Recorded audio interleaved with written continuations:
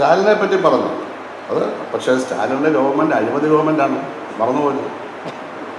2 മന്ത്രിമാർ ജയിലിൽ കിടക്കുക. എന്നിട്ട് ആ മന്ത്രിമാരെ അത് മാറ്റിയിട്ടില്ല. അതുകൊണ്ട് മാറ്റി എഴുതിയാൽ ബാക്കി കാര്യങ്ങളൊക്കെ ശരിയാണ്, ബാക്കിയൊക്കെ ശരിയാണ്. അപ്പോൾ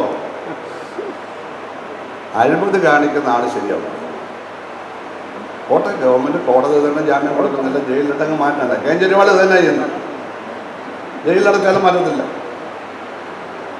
ഈ വ്യവസ്ഥയുടെ ഇംപെർഫെക്ഷനൊക്കെ നന്നായിട്ട് അറിയാം. പക്ഷേ ഞാനൊരു മാർക്സിസ്റ്റുകാരനായതുകൊണ്ട് ഇംപെർഫെക്റ്റ് ആണെന്ന് വിശ്വസിക്കുന്നൊരു പ്രസ്ഥാനമാണ്. പക്ഷേ ആ ഇംപെർഫെക്ഷനിലെ ഏറ്റവും പെർഫെക്റ്റ് ആയിട്ടുള്ളതാണ് പാർലമെൻറ്റ്. ആ ഇംപെർഫെക്ഷനിലെ ഏറ്റവും പെർഫെക്റ്റ്. യഥാർത്ഥ സോഷ്യലിസം വന്നാൽ ഇതിനേക്കാൾ മെച്ചായിരിക്കും. അതിപ്പോൾ തന്നെ വരില്ല. അപ്പോൾ സ്വാഭാവികമായിട്ടും സ്റ്റാലിനെ പറ്റി പറഞ്ഞത് എനിക്ക് അങ്ങനെ ഒരു വിമർശനമുണ്ട്. വസ്തുത വെച്ച് നമ്മൾ ഇപ്പോഴത്തെ അനുഭവം വെച്ച് ഞാൻ പറഞ്ഞാണ്. ഗോപികൃഷ്ണനെ പറ്റിയുള്ള അങ്ങയുടെ വരികൾ നമ്മുടെ കണ്ണിൽ നിന്നും കണ്ണുനീര് വരുന്നതാണ്. ഇതെല്ലാ മാധ്യമപ്രവർത്തകരും മാതൃകയാക്കുമോ എന്നുള്ള ചോദ്യം എനിക്ക് പറയാം. നിഷ്പക്ഷമായി സത്യസന്ധമായിട്ട് പറയും, എഴുതുമോ? നിങ്ങളുടെ കയ്യിലുള്ള അവസരം കിട്ടിയിരിക്കുകയല്ലേ. നിങ്ങളെന്തിനാണ് നിങ്ങളുടെ പേന കൊണ്ട് അക്ഷര പിശാചുകളെ വാരി വിതറുന്ന? അക്ഷരങ്ങളായ സരസ്വതിമാരെ വാരി വിതറിയപ്പോഴെ പിശാചുകളെ വാരി വിതറുന്ന എന്തിനാണ്?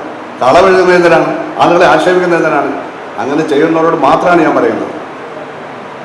അതിൻ്റെ കേരളത്തിലെ ഏറ്റവും വലിയ എക്സ്ട്രാക്ഷനുള്ള ഒരാൾ ഞാൻ. എന്ത് പറഞ്ഞാലും മാറ്റി വയ്ക്കും, എന്ത് പറഞ്ഞാലും. എന്തിനാണ് ചെയ്യുന്നത്? MP വാസുദേവൻ പഠിപ്പിക്കാൻ പറ്റണത് ഞാൻ പറഞ്ഞിട്ടേ ഇല്ല. നിങ്ങൾ കേൾക്കുക, അതിൻ്റെ ഓഡിയോ കേൾക്കുക. അങ്ങനെ പല MP വാസുദേവൻ ഒരു കൊച്ചുകുട്ടി പഠിപ്പിച്ചാലും നമ്മൾ പഠിക്കും. കാരണം നമ്മൾ ജനങ്ങളെ പഠിപ്പിക്കുന്ന രാഷ്ട്രീയ പ്രവർത്തകർ ജനങ്ങളിൽ നിന്ന് പഠിക്കുകയും ചെയ്യും. ഞാനങ്ങനെ പറഞ്ഞിട്ടില്ല. ബാക്കി ഡീറ്റെയിൽസ് പറയാനല്ല, അങ്ങനൊന്നും പറഞ്ഞിട്ടില്ല. പറയേണ്ട കാര്യം പറഞ്ഞു, അത് പറയണമല്ലോ.